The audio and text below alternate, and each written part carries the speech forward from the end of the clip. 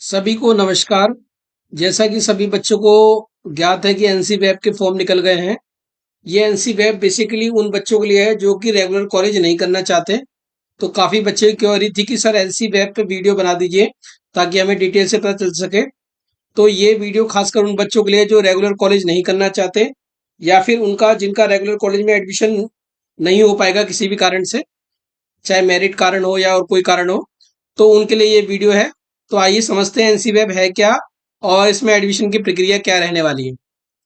देखिए NC web 2023 के admission की बात करें तो इसकी जो फुल फॉर्म है non collegiate women's education boards.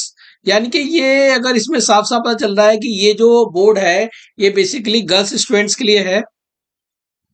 जो लड़कियां रेगुलर कॉलेज नहीं करना चाहती उनके लिए ड्यू के द्वारा ग्रेजुएट कोर्स चलाया गया है एनसी वेब के नाम से। आइए इसके प्रोसेस के बारे में आगे जानते हैं। सबसे पहली बात तो इसका जो रजिस्ट्रेशन होगा इस कोर्स करने के लिए वो ऑनलाइन होगा और उसका जो रजिस्ट्रेशन शुरू हो चुका है 14 जून से। तो जो भी बच्चे रेगुलर कॉलेज नहीं करना चाहते हैं एनसी वेब से अपनी ग्रेजुएशन करना चाहते हैं वो जल्दी से जल्दी इसका रजिस्ट्रेशन करा दीजिए। अगर हम रजिस्ट्रेशन फीस की बात करें तो इसकी फीस 250 रुपये है केवल सभी कैटेगरी वालों के लिए, चाहे कोई से भी कैटेगरी हो सबकी जो फीस है वो कितनी है, 250 रुपये है। अगर हम एलिजिबिलिटी की बात करें तो एलिजिबिलिटी 12th पास है। जो भी गर्ल्स स्टूडेंट 12th पास हो गई हैं वो इसमें एडमिशन ले सकती हैं। केवल गर्ल्स स्टूडेंट्स के लिए है और दिल्ली की गर्ल्स स्टूडेंट के लिए, दिल्ली से बाहर वालों के लिए नहीं है। ये कोर्स जो है केवल दिल्ली के बच्चों के लिए है। अगर रेजिडेंस प्रूफ की बात करें, Aadhaar card, voter I card, ration card, जो भी आपका दिल्ली का है वो आपको दिखाना पड़ेगा एडमिशन के टाइम पर। अगर हम क्लासेस की बात करें तो इसमें सैटरडे, संडे और जब कॉलेजों की छुट्टी होती है, क्योंकि ये इसके जो स्टडी सेंटर होते हैं वो रेगुलर कॉलेज वाले ही होते हैं। तो जब उनकी छुट्टी होती है नवंबर, दिसंबर या जनवरी जब भी होती है तो इसकी क्लासेस चलती है एनसी वेब की, तो वो आपको लेनी पड़ेगी। अगर अटेंडेंस की बात करें तो इसकी तो 67% अटेंडेंस बहुत ज़रूरी है। यानी कि कॉलेज जाना पड़ेगा, बिना कॉलेज जाए काम नहीं चलेगा। इंपॉर्टेंट डिटेल की बात हम समझ लेते हैं। देखिए सबसे पहली बात तो ये जो पूरा एडमिशन होता है वो मेरिट बेस पे होता है। जो 12th में हमारी परसेंटेज आती है उसी के आधार पे जो है एडमिशन मिलता है और उसके लिए कट ऑफ जारी की जाती है। कट ऑफ में जो है दिखाया जाता है कि कितने परसेंट मार्क्स किस कॉलेज को चाहिए, उसी के आधार पे जो है एडमिशन होते हैं। इनकी डेट्स अभी नहीं आई हैं, बाद में आएंगी, वो आपको बता दी जाएगी। टोटल 5 कट ऑफ निकलती हैं। पहली कट ऑफ निकलेगी, बच्चे एडमिशन लेंगे, उसके बाद सीट वैकेंट होती हैं तो दूसरी कट ऑफ निकलेगी। तो वैकेंट सीटों के हिसाब से लगभग लगभग 5 कट ऑफ निकलती हैं। अगर पहली दूसरी में ही भर गया तो 2-3 कट ऑफ में ही पूरा हो जाएगा। ये डिपेंड करता है वैकेंसी के ऊपर। ये पूरा जो है एडमिशन होगा वो कॉन्टेक्टलेस होगा, यानी कि ऑनलाइन है लगभग लगभग। डैशबोर्ड पे जो है सब दिखाया जाएगा एडमिशन प्रोसेस को, कौन से कॉलेज में एडमिशन लेना है उसकी पूरी प्रक्रिया जो है आपको डैशबोर्ड से करनी होगी। और डैशबोर्ड आपका रजिस्ट्रेशन वाला ही रहने वाला है। आपके पास क्या डॉक्यूमेंट्स होने चाहिए वो भी जान लेते हैं। सबसे पहले तो 10th का सर्टिफिकेट आपके पास होना चाहिए जहां से आपका नेम और डेट ऑफ बर्थ मैच किया जाएगा। 12th की marksheet, caste certificate, SC, ST, OBC, EWS। देखिए ओबीसी से जो भी बच्चे बिलोंग करते हैं वो इस बात को ध्यान रखें, ओबीसी सर्टिफिकेट 1/4/2023 का चलेगा, यानी कि इसके बाद का। तो जिन बच्चों ने ओबीसी सर्टिफिकेट बनवा रखा है वो बच्चे सब रिन्यूअल करा लें उसको एसडीओ ऑफिस से। एड्रेस प्रूफ की बात करें तो Aadhaar card, voter I card, DL, ration card चल जाएगा। अगर कोई बच्चा डिसेबल्ड है तो उसके डिसेबिलिटी सर्टिफिकेट बना होता है वो आपको यहाँ दिखाना होगा। देखिए अगर एनसी वेब के कोर्स की बात करें तो इसमें 2 ही कोर्स होते हैं, एक बीए प्रोग्राम और बीकॉम। ना इसमें ऑनर्स कोर्स होता ना ही बीएससी होता है। तो इससे केवल आप बीए प्रोग्राम और बीकॉम कर सकते हैं। रजिस्ट्रेशन प्रोसेस को जानते हैं। देखिए रजिस्ट्रेशन प्रोसेस को पूरा करने के लिए आपके पास वैलिड ईमेल आईडी होनी चाहिए। हालांकि सभी बच्चों ने ईमेल आईडी बना ली होती है, अगर किसी ने नहीं बना रखी है तो जो है ईमेल आईडी बना लें। बच्चे जो है दोनों कोर्स में जो आपको रजिस्ट्रेट कर सकते हैं, चाहे बीए कर लो या बीकॉम कर लो, दोनों की जो है सुविधा आपको ड्यू देता है। अपलोडिंग डॉक्यूमेंट्स क्या क्या रहेंगे जब आप रजिस्ट्रेशन करेंगे इसको जरा ध्यान से देखना। सबसे पहले आपको 10th का सर्टिफिकेट चाहिए जहां से आपकी मेनली डीओबी चेक की जाती है, वही फाइनल होती है, आप सब बच्चों को पता ही है। और नेम आपका वहीं से मैच होता है, देखा जाता है। क्लास 12th का सर्टिफिकेट होना चाहिए, कास्ट सर्टिफिकेट जिस भी रिजर्वेशन कैटेगरी से आप बिलोंग करते हैं, क्योंकि मेरिट लिस्ट में जो है रिजर्व कैटेगरी को अलग से थोड़ी सी रियायत दी जाती है। एड्रेस प्रूफ आपका दिल्ली का होना चाहिए, चाहे वो आधार हो गया, वोटर आईडी कार्ड हो गया, डीएल हो गया, राशन कार्ड वगैरह हो गया, फोटो आइडेंटिटी कार्ड हो गया, इसमें भी आधार और वोटर आईडी कार्ड चल जाएगा। देखिए, जब आप रजिस्ट्रेशन करने बैठे हैं और आपने सारी डिटेल भर दी, तो प्रीव्यू करने के बाद आप एक बार जरूर चेक कर लें कि आपने जो डिटेल भरी है वो सही भरी है या नहीं भरी है। उसके बाद आपको फीस पेमेंट करनी होगी अपने डैशबोर्ड से, आपको कहीं और जाने की जरूरत नहीं है, डैशबोर्ड से ही आपकी फीस पेमेंट हो जाएगी। फीस पेमेंट होते ही आपका रजिस्ट्रेशन पूरा हो जाएगा और उसके बाद जो है जब भी मेरिट निकलेगी उसके बाद उसी डैशबोर्ड से आपका सारा काम होगा। अब बात करते हैं मेन बात पे कि मिनिमम एलिजिबिलिटी क्या रहने वाली है अगर आप बीए और बीकॉम में एडमिशन लेना चाहते हैं। देखिए, इसमें जब आप मेरिट बनेगी तो बेस्ट 4 पे बनेगी, जिसमें एक लैंग्वेज आप शामिल कर सकते हैं और 3 इलेक्टिव सब्जेक्ट। ऐसा नहीं है कि आप सोचने लगे कि जी मैं सारी लैंग्वेज जोड़ लेता हूँ 3 की 3, नहीं, आपको एक लैंग्वेज जोड़नी है और 3 सब्जेक्ट जोड़ने हैं। आइए उनका क्या कॉम्बिनेशन रहने वाला है उसको भी थोड़ा सा देख लेते हैं।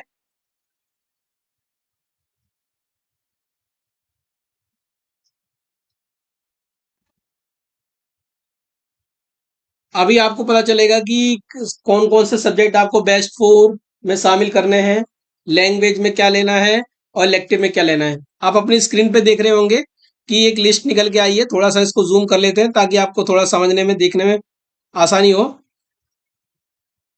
देखिए, लिस्ट ए में बात की गई है लैंग्वेज की, हिंदी, इंग्लिश, संस्कृत लैंग्वेज दी गई है।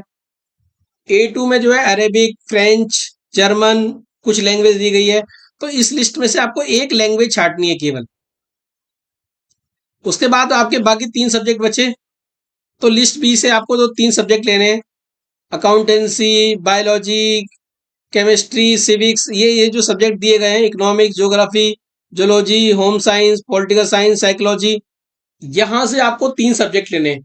लैंग्वेज से एक सब्जेक्ट लेना है और 3 सब्जेक्ट यहाँ पे लेने हैं, तो टोटल हो गए आपके 4। आइए जानते हैं कि एडमिशन में बीए प्रोग्राम में क्या क्या थोड़ा सा स्पेशली मांगा गया है। तो आइए देख लेते हैं। देखिए, सबसे पहली बात तो अगर कोई बीए में एडमिशन लेना चाहते हैं तो 40% मार्क्स जो होने चाहिए। दूसरी बात, आपको लिस्ट ए और बी से आपके 4 सब्जेक्ट सेलेक्ट करने हैं। लिस्ट ए आपको पता ही है कि लैंग्वेज के लिए, लिस्ट बी बाकी 3 सब्जेक्ट के लिए है। अगर आपका कोई सब्जेक्ट ऐसा है जो लिस्ट ए और बी में नहीं है तो भी आप उसको बेस्ट 4 में शामिल कर सकते हैं, इसके लिए कोई डिडक्शन नहीं होगी। अब सपोज करो आपके 2 सब्जेक्ट नहीं है तो आपको जो है 2.5% जो है डिडक्शन करानी होगी। 2.5% डिडक्शन का मतलब ये होता है कि सपोज दैट आपके 75% है, तो अगर आपने 2 सब्जेक्ट अदर वाले शामिल करे हैं तो उसमें से 2.5% आप घटा दोगे और उसमें फिर मेरिट को उसी हिसाब से चेक करोगे। बीकॉम के लिए आइए देख लेते हैं। एन एग्रीगेट 40%, यानी कि इसमें भी 40% मार्क्स होने चाहिए। क्राइटेरिया वही है, 1 language plus 3 best subject. An aggregate of 40% more in English and Hindi, 40% से ऊपर होने चाहिए। And combination of best 3 subject, mathematics हो गया, अकाउंटेंसी हो गया, इकोनॉमिक्स हो गया, बीएसटी स्लैश कॉमर्स हो गया। तो इसमें से आप 3 सब्जेक्ट चूज कर सकते हैं। अगर कोई सब्जेक्ट ऐसा है जो लिस्ट बी में नहीं है और आपके पास है तो आपको 1% डिडक्शन होगा। और यदि कोई सब्जेक्ट ऐसा है जो लिस्ट ए बी दोनों में नहीं है तो आपका 2.5% होगा। देखिए, डिडक्शन की आप ज़्यादा प्रॉब्लम चिंता ना करें, क्योंकि ज़्यादातर बच्चों के कॉम्बिनेशन बन जाते हैं, तो डिडक्शन बहुत ही रेयर केस में होती है। ज़्यादातर बच्चों की वही रहती है जो आई हुई होती है, तो उसलिए परेशान होने की जरूरत नहीं है। तो आपने जाना कि मिनिमम एलिजिबिलिटी क्या रहेगी बीए बीकॉम के लिए। लिस्ट 1 ए और लिस्ट बी से आपको एक लैंग्वेज और 3 सब्जेक्ट छाटने हैं। अब हम छाट देखते हैं कि लिस्ट ऑफ कॉलेज क्या है, किन कॉलेजों में आप एडमिशन लेंगे, उन कॉलेजों को भी जानना बहुत जरूरी है। तो आइए उन कॉलेजों को देखते हैं कौन कौन से कॉलेज हैं।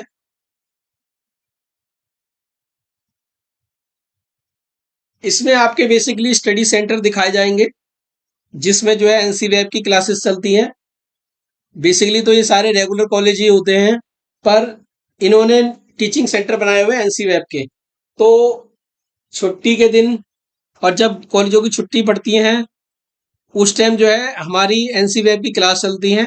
तो आइए उनकी लिस्ट के बारे में जानते हैं, वो कौन से कॉलेज हैं। उस कॉलेज की पूरी डिटेल अभी आपके सामने प्रस्तुत हो जाएगी स्क्रीन पर।